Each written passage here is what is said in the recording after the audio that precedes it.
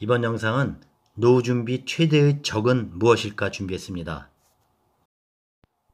여러분, 노후 준비에 있어서 최대의 적은 무엇일까요? 건강? 일이 없어서? 자식? 은퇴 전이든 후든 고민하는 노후 걱정 1순위는 건강이고 다음으로 걱정이 생활비인데 준비자금 간 격차는 상당히 컸습니다. 조사에 따르면 노후 삶에서 예상되는 걱정, 첫째가 건강 65.8%, 돈 20.4%, 주거와 대인관계 4.9% 순을 보였습니다. 이것은 걱정이지 적은 아닙니다. 인생은 B. 벌스와 D. 데스 사이에 C가 있다고 합니다. C가 뭘까요? 초이스. 유명한 철학자 장폴 사르트르가 한 얘기입니다. 우리는 태어나서 죽는 순간까지 선택을 해야만 합니다. 그리고 그 선택에 대한 책임을 져야 하는 거죠. 한순간 그릇된 선택에 큰 후회하시는 분들 많습니다. 그래서 좀 더 나은 선택을 하기 위해 많은 준비가 필요한 것이죠. 또 많은 경험을 해야 합니다. 더 많은 곳을 가고 더 많은 사람을 만나야 하는 것이죠. 그런데 이것으로는 부족하죠. 그래서 더 많은 경험을 하기 위해 더 많은 책을 읽고 스스로 배워서 알아야 하는 것입니다. 우리가 대개 경제적 활동을 30년 하고 나면 50대 중후반 되죠. 슬슬 퇴직과 은퇴가 되는 시점. 2022년 예상으로 50대 가구 평균 순자산은 4억대 후반입니다. 평균 금융자산은 잘해야 1억대 수준. 자산에서 부동산이 차지하는 비율이 70% 수준이니 여기에 주택담보대출이라도 껴있으면 정말 초라하지요.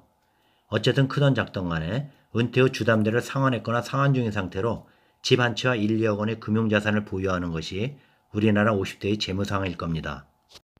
자, 그럼 노후 준비의 가장 중요한 것은 무엇일까요? 돈, 건강 외에도 생각보다 많은 것이 있죠. 돈이 전부만은 아니겠지만 이번 영상에서는 경제적인 부분만 이야기하겠습니다. 그런데 내 노후 준비, 걱정 많은 내 노후 자산을 위협하는 큰 적이 있습니다. 첫 번째 적, 우리가 흔히 접하는 인터넷, 유튜브에서 도는 그릇된 정보입니다. 물론 참고가 되는 것도 많지만요. 이것이 진실인 양 판단에 그릇된 선택을 할 수 있습니다. 은퇴 후 필요한 자금이 7억, 10억, 15억 이렇게까지 얘기하는 분들 많죠. 여러분은 어떤 생각이 드십니까? 이렇게 준비할 수 있는 사람들 우리나라에 얼마 없습니다. 읽거나 보게끔 해서 겁부터 주는 거죠. 이런 것 보고서 마음이 다급해질 수 있거든요. 또 어떻습니까?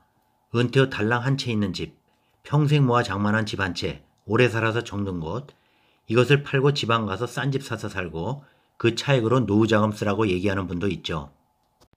주택가격이 폭등하고 있는데도 수년 전부터 주구장창 폭락한다고 계속 방송하시는 분도 계시죠. 언젠간 맞겠죠. 이런데 현혹되셔서 폭락하는 줄 알고 잘못 파신 분, 집 사려다가 이런 영상 보고 못 사신 분, 혹시나 하고 계속 보시죠. 안타깝기만 하죠. 이런 영상 보고 현혹돼서 잘못 선택하고 후회하는 분들이 있습니다. 또 7억, 10억, 15억 필요하다는 노후자금? 이것도 우리나라에서 은퇴 후 현금성 자금 10억 확보된 사람 몇 프로일까요? 3% 이하입니다. 정말 소수만이 가지고 있죠. 저는 오히려 목돈 마련이 어려우니 월 현금으로 100만원 만드는 것이 중요하다고 했습니다. 또박또박 월 100만원은 목돈 7억 이상의 효과가 있습니다. 두 번째 적, 보험사 등 금융회사의 마케팅 유혹입니다. 이들은 노후에 집만 한 채 달랑, 이것으로 뭐 하십니까? 현금 가지고 있는 것이 중요합니다 라고 하죠. 집 팔아서 그 돈으로 노후 생활비 마련하라는 것입니다. 어떻습니까? 맞나요? 은퇴자분들께 이렇게 말하죠. 노후의 자산이 부동산에 너무 쏠려 있습니다. 70%가 부동산. OECD 선진국은 금융자산이 50% 수준인데 비교가 되죠. 그러니 부동산을 줄여서 금융자산을 통해 소득원을 확보해야 한다고 합니다. 물론 틀린 말은 아닐 수 있어요. 그렇지만 왜 이렇게 말을 할까요? 이 회사들은 고객에 맡긴 돈을 굴려서 그 수수료로 먹고 살아야 하거든요. 고객들 자산이 부동산에 묶여 있으면 운영할 돈이 없으니 이 자산을 현금화시키도록 만들어야 하지 않겠습니까? 개인의 자산을 매각해서 현금화시켜야 시중에 돈이 돌고 자신들이 운영할 자산이 생기는 것이죠. 결국 자신들이 돈을 벌기 위해서이죠. 평생 업그레이드해서 보유한 집 한 채인데 말입니다. 선진국은 부동산이 아닌 연금으로 노후를 준비한다고 하죠. 사실 선진국도 자가 보유율이 60%를 넘습니다. 금융회사들도 앞에서처럼 노후 자금으로 7억, 뭐 10억이 필요하다고 하죠. 그리고 변액연금이나 즉시연금 들라고 합니다. 예를 들어 보험사에 변액연금을 가입해 보세요. 가입하는 순간 보험사는 향후 1, 20년간 관리를 하겠다는 명분으로 수수료를 뗍니다.